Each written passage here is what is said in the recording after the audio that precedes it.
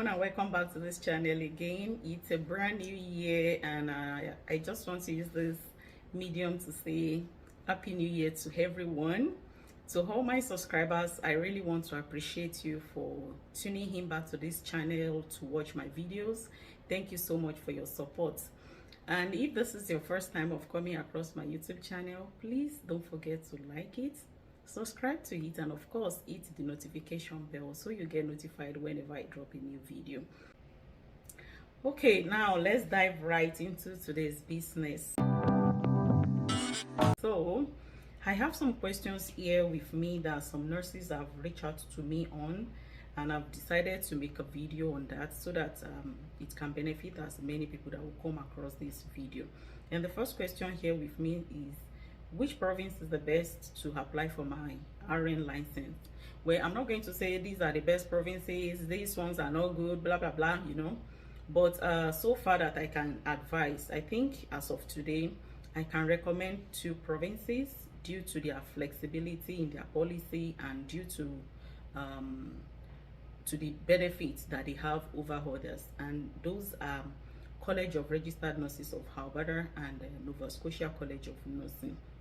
We all know before that as internationally educated nurses, before you can even proceed to the regulatory board, you need to do your credential evaluation with NNES. But thank God, recently there are some provinces which has loosened up their policies by removing these constraints, which means province like Nova Scotia and province like Alberta, it is no longer a must for you to do your credential evaluation with NNES if only you are part of the expedited countries that are listed on their website, which means before you can register with these 2 provinces, you need to be sure that your country is among the expedited countries that are on their website. Otherwise, if you are not part of the expedited countries, that means you still need to do your credential evaluation. I know for Nova Scotia, if you are not part of their expedited country listed, then you need to do your NNES before you can now apply to their regulatory board. And for Alberta, if you are not part of the expedited countries listed on their website, you can either do NNES or you can choose to do your credential with any other education credential assessment that is approved by Canada.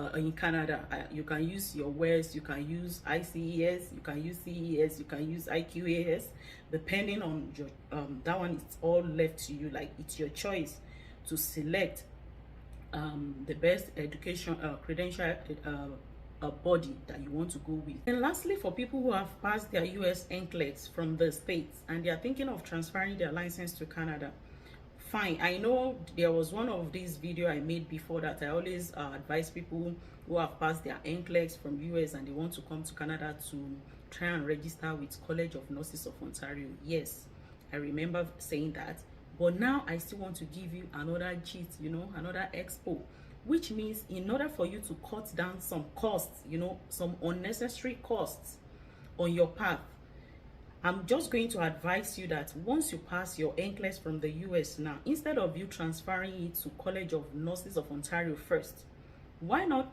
transfer to province like Nova Scotia first? If you are part of the expedited countries listed on their website, here is the benefit. Number one, you're going to be saving yourself $650 for NNES application, because irrespective of where you are coming from, except if you've been registered in any of the Canadian provinces before, that is the only caveat that will make you not to approach or not to register with NNES. Which means if you are an internationally educated nurse and you are just coming from outside the country, you will still need to do NNES irrespective of you having passed your NCLEX from US, which means in order to save yourself of that huge amount of money, you can initially register with Nova Scotia College of Nursing with just $57.50. Get your license from US transferred here, become a Canadian RN, then you now transfer it to College of Nurses of Ontario for any nurse that is trying to reside in Ontario, or maybe you want to be working in Ontario, you know. So by that, you are not going to be paying the huge amount of money to NNAS. I don't know whether you get the gist. Otherwise, you can private chat me. Okay, let's move to the second question. This one says, I just passed my US NCLEX, but due to the current retrogression in US migration, I'm interested in migrating to Canada, but it seems difficult to get nursing job with visa sponsorship, especially as a registered nurse. Do you think it's okay to consider entering Canada via study route? Well, we all know there's retrogression. Let me say not even in US, even in Canada sometimes, you know. So I think it's not going to be a bad idea, in my opinion, to come to Canada via study route, because a lot of nurses are still getting these issue mixed up sometimes. People don't know that there is difference between immigration pathway and RN licensure pathway, which means these two bodies are two different entities and they don't work hand in hand together. Like nursing registration, it's a different process, and immigration, it's another different process, which means even if you have passed your NCLEX, whether from US, from Australia, from Canada, and you are still outside, that is just a process on its own, which means you still need to look for another way of entering into Canada, whether you want to come through a student permit, whether you want to come on work permit, you might want to come through permanent residence, or you might want to come through this common visiting visa, which, you know, has its own benefit and its own, you know, side effects, which I'm not going to be talking on in this video. So coming as a student or coming through study route, if you have passed your NCLEX, is not a bad idea. What you just need to do is that you don't even need to wait till the completion of your program before you start your RN licensure pathway, which means immediately you enter Canada, or even before you enter Canada, you can start doing your RN licensure process alongside with your study, so that by the time you finish your study, you just, you know, start working as a registered nurse. So coming as a student is not going to be a bad idea if you don't want to go through permanent resident pathway because of the things involved, you know, writing your IELTS general, which happens to be one of the greatest constraints to so many applicants. So I think that would be okay. So let's move to the next question. This one says, hi, I will be coming to Alberta to study practical nursing next year. My goal is to become a registered nurse. I would like to know the easiest and fastest path to become a registered nurse after my study. Should I do the transition to RN course in the US, or what is the best and shortest path to take? Okay, so for the purpose of this question, coming to Alberta to do your practical nursing next year and getting your RN, I think these are two goals that you plan to achieve together. Well, you don't have to go through USA to get authorization or to pass your NCLEX anymore, especially now that we have province like Nova Scotia College of Nursing that are that is giving out authorization to test to internationally educated nurses, especially if you have your bachelor's in nursing. So except if you have the financial capability, you can still go through US. It won't be a bad idea. Or otherwise, I would advise that you register with Nova Scotia College of Nursing, get your authorization, pass with them, then you just transfer your license from Nova Scotia to Alberta, and that is it. The next question here says, please, can you put me through on how to get career job while studying? Well, as a student, you are eligible to, I think, about 30 hours every week to work. So when you come in as a student, there are some jobs that you can do, whether in the campus or off campus. You can work as a personal support worker or HCA, depending on the name they call it in the province where you reside. You can choose to do living caregiver. You can do maybe salesperson. Like, just look for anything that you think you can do that will not affect your purpose of coming to Canada. There are different job platforms that you can apply. You can apply for jobs on. You can use Indeed.ca. You can use jobsbank.ca. You can use Iluta. There are so many job platforms like that. So once you come in, just download this application, put in different job search in the search box, and it's going to pull up different jobs around you for you, so that you can see the ones you think you can apply to. And that is how to go about it. The next question here says, can you please can you suggest some courses I can apply for in Canada as a registered nurse? Well, as a registered nurse from your country, coming to Canada to study, you don't need a very stressful or strenuous course to come and study, because we all know that the main purpose of coming at that point in time is just a way of migrating, not really, so to say, social media don't really want to say some things. But otherwise, what I would just advise on is that try and find a very suitable course that is closely related to what you've been used to before. If you're a nurse, you don't want to go into maybe microbiology, you don't want to go into biochemistry, you don't need all of those. Just look for something so simple that you can do and will not stress you out. You can look into these various courses. I have palliative care here with me. You can do that. You can do gerontology, that is geriatrics, care of the aged. You can look into health care leadership.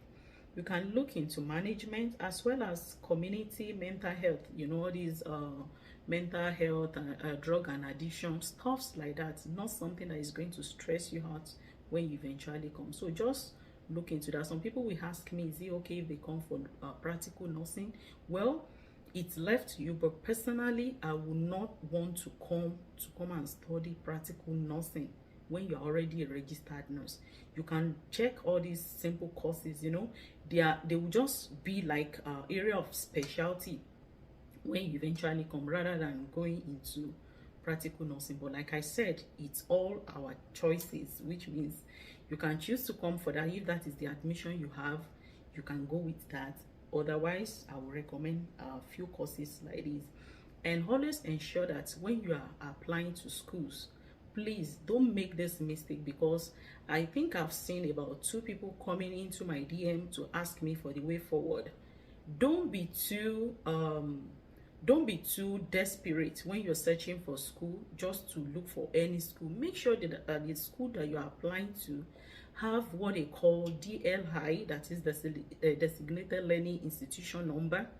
And also make sure that this school also gives postgraduate work permit after your study, which means if this school doesn't have DLI number and you apply to this kind of school, automatically it's just a mere waste of time. That means you've wasted your time and you've wasted your money. You're not going to be eligible to postgraduate work permit at the end of the program, and invariably once you finish the program, then you just need to go out of the country, unless you want to become an illegal immigrant, which is not going to really go well with you. So please don't make this mistake of being desperate when it comes to you searching for school. Take your time. And sometimes I just feel so marveled when I see some questions. Nurse O, please, is this school good for me to apply to?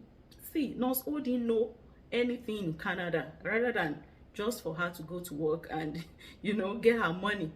So sometimes you don't need to wait for Nurse O to ask your questions. Just go on Google, type the name of the school, blah blah blah school. Does it have a designated learning institution number? It will tell you. This school, when you complete your program, are you eligible to apply for postgraduate work permit? You will see all of those information, which means if you don't see anything, if you don't see designated learning institution number for that school, please don't apply. If there is designated learning institution number and they don't offer postgraduate work permit, please don't apply, because if you finish and you don't have postgraduate work permit, then you're out of the.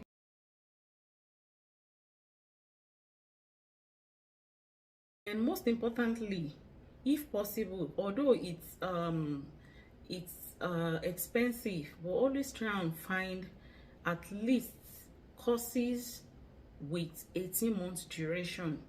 If you're looking for maybe 8 months, 10 months, 1 year, possibly your postgraduate work permit that you'll be getting will not be more than 1 year.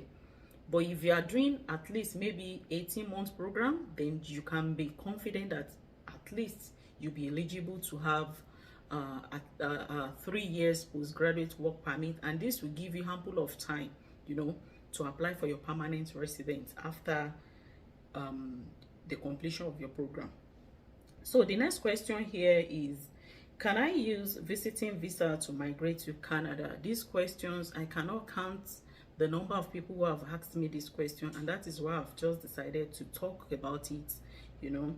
So coming to Canada on visitors visa is not a bad idea, but just as the name implies, visiting visa, which means you are coming to Canada to visit us, you know, to come and greet us, see how many lakes, see how many ocean, you know, beaches, stores, and you know, so that is just the meaning of the visa you are carrying. But I know that deep down in your heart, you know that you don't want to go back, which means you want to use visitors visa to stay in Canada. Yes, people are doing it, but as far as I know and that I will advise, you know, it's two-way. You can do it, it can work for you, and it can backfire. But if you don't want it to backfire, you need to have your plan B. Something like maybe after getting your visitor's visa, why not apply to a school that has designated learning institution number, and by the time you finish your visit, you just switch. I mean, before you finish your visiting time, you just have to switch it back from visiting to study permit. What if you find a job? You can always switch also from visiting visa to work permit. But you know, sometimes life could be funny, and that is just my own opinion, or let me say my own reality that I just need to let you know. The fact that it worked for someone might not, it doesn't mean it will work for you, and that is why you need to prepare your mind for any eventuality that even though you are coming on visitors visa, and you already know that you're not going to be going back, but what if you're not able to switch from that visitors visa to another permit to allow you to stay in Canada? What will you do? And that is why, because sometimes you might be thinking, oh, immediately I enter Canada, I'm going to start searching for a job. What if you don't find that job in time? What if 2 months pass, 4 months pass, 6 months pass? Do you want to go, or do you want to remain as an illegal immigrant, which I will not advise? So coming as a visitor is not a bad thing, but always have your plan B. Some people have asked me whether it's okay for them to come in for conferences. There are so many conferences, but just imagine you are coming for maybe just 5 days conference, and thank God, because they're having visitors visa, you think, okay, at least you can stay 6 months. What if you try and try? There are so many nurses. This one, I'm not just going to be saying, I'm not saying it to discourage anyone. Honestly, it's just the reality.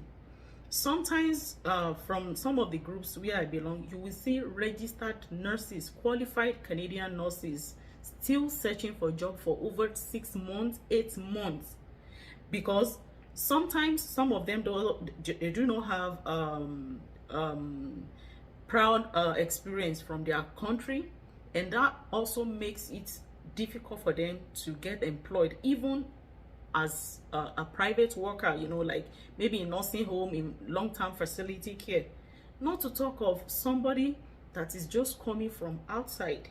You know, sometimes it could be funny and it could be so frustrating to be inside Canada and you're just searching for a job, and you know, you're not able to find something to lay your hands on until your permit expires. So anyway, in that situation, you can always, if you have the money, you can just move out, you know, maybe go to US, spend 1 week, you can still come in back to Canada, you know, to continue, just that you cannot exceed 6 months. So It all depends on you, but anyways, coming as a visitor is not a bad idea, but always have your plan B. And this will just be the end of this video.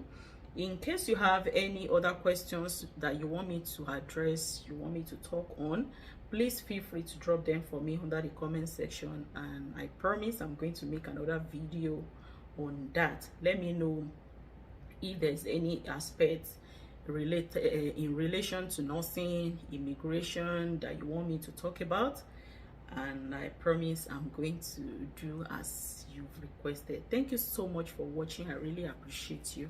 Stay safe and see you in my next video. Bye bye.